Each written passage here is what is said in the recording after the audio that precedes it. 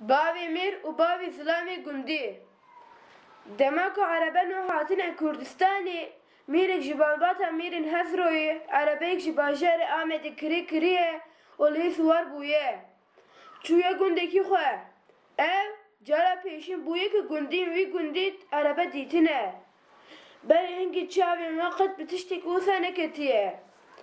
Dema erebe gihaye gund mezin bi biçûkan ve û jin bi mêran ve çûne li dora wî civiyane. Di dora wî de giriyane. Bi heyranî û bi çavên acêmalê lê temaşe kirine, devê hemiyan lê vekirî maye.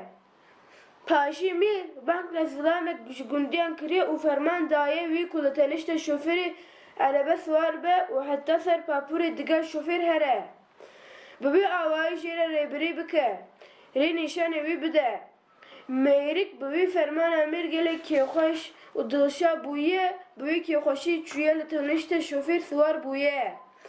Hingî Mêr deng lê kiriye û pitina jê re gotiye. De heyde lavo, bavê te li erebe siwar nebûbû, lê ewa tu siwar bûyî, tu çima kêf nekî? Li ser vê pêva Mêr, Mêrik di ber xwe de bi dengekî nizm, bi awayî ku dengê wî neçiye Mêr, xwe bi xwe wiha gotiye. Mêrî min, bi xwedî di wextê bavê te de jî erebe tune bûn û bavê te jî erebe siwar nebûbû. Lê ez çi bikim ku tu Mêrî û ez gundî me? Tu dikarî ji min re wiha bêjî, lê ez nikarim ji te re tiştekî wiha bêjim.